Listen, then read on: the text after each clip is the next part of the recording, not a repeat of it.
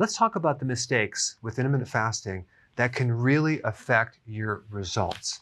Number one, you're going too fast, fasting, and your body has not adapted yet.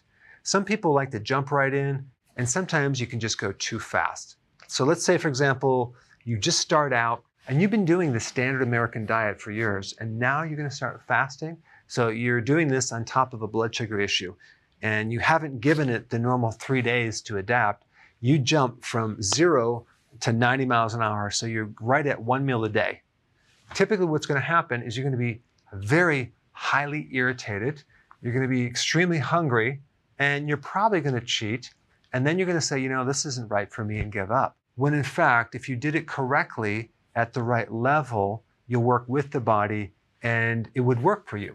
All right, next one is you're eating too many carbs without even realizing that you're eating too many carbs. So sometimes this is called sort of keto, because when I talk to people, they'll tell me that I'm doing the ketogenic diet, and sometimes they'll tell me it's not working, and then I'll ask them what they're eating, and then they didn't really realize that fruits are carbohydrates, or rice is a carbohydrate, or sweet potatoes are carbohydrates. They don't realize the impact that just a little bit of carbs can have on your ability to stay in ketosis. A little bit of carb can knock you out for 2, sometimes even 3 days. And I'm talking about knocking you out of ketosis. It takes a while to get into ketosis, and all it takes is a little carb to knock you out. And if you're doing this a couple times a week, it could be the reason why you're not seeing any results. All right, the 5 and 2 plan, okay? In this plan, you're pretty much eating whatever you want for 5 days, okay? And then in 2 days, usually the weekend, you're bringing your calories down to 500 calories per day. Now the problem is twofold. One is all week long, you're pretty much eating what you want. And then on the weekend, you're going to eat a smaller meal. This is not enough time to fully adapt to the state of ketosis. You're going to be struggling with this. It's going to be very painful. It's not going to be comfortable. You're not going to want to do it. And of course, you're going to probably cheat and say, this is not right for me, and give up. So if you're going to fast, I would recommend actually fasting, not try to do this with 500 calories and think you're really going to adapt. It's just not going to work. All right, number 4, you're doing fasting, but when you're eating, you're not having enough calories to provide enough nutrients. Now, here's the thing. When you're actually lowering your calories, you're going to have to, at the same time, increase the nutrient density of that food or enhance it with other supplements to make sure you're getting your nutrients, because the purpose of food is twofold. One is fuel, the other is nutrients. So when you're fasting, you're tapping into your fat fuel, but at some point, you need nutrients. So if you're not consuming enough calories, usually you're not going to have the nutrients. Now at first, nothing's going to happen, but down the road, let's say some weeks or even months, all of a sudden your hair is falling out, you're noticing other problems with your teeth are loose, bleeding gums, all sorts of things. So I really wouldn't necessarily worry about calories, but really focus on getting your foods nutrient dense.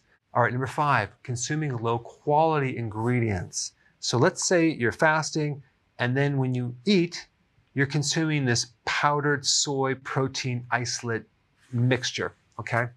That is very, very low quality, and it's in a lot of different products. What's going to happen with those low quality ingredients is you're not going to look healthy. Now, I'm not saying that you're going to completely look like a crackhead, but you may sort of look like a crackhead.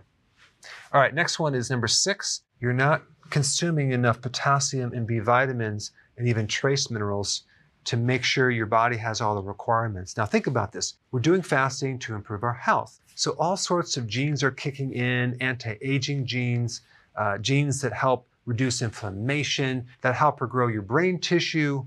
And if you don't have the reserve of nutrients and you're fasting, and then when you eat, you're consuming regular foods, you may end up being deficient and run into issues.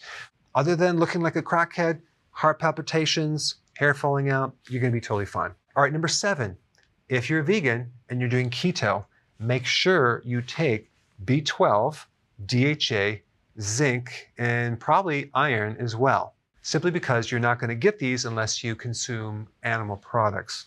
All right, number 8, you're doing intermittent fasting, and then when you eat, you're doing keto, but you're doing it low fat. Some people still have this fat phobia, and they're going to keep their fats really, really low. So if you keep your carbs low and keep your fats low, something has to go up, and that's going to be protein. So too much protein can create problems as well. So when you cut fats, you're also going to cut fat-soluble vitamins. You're going to cut omega-3 fatty acids, all sorts of very essential things with your fat. All right, guys, thanks for watching. And check out this next video on other keto mistakes that a lot of people make, but they're not realizing that they're making them.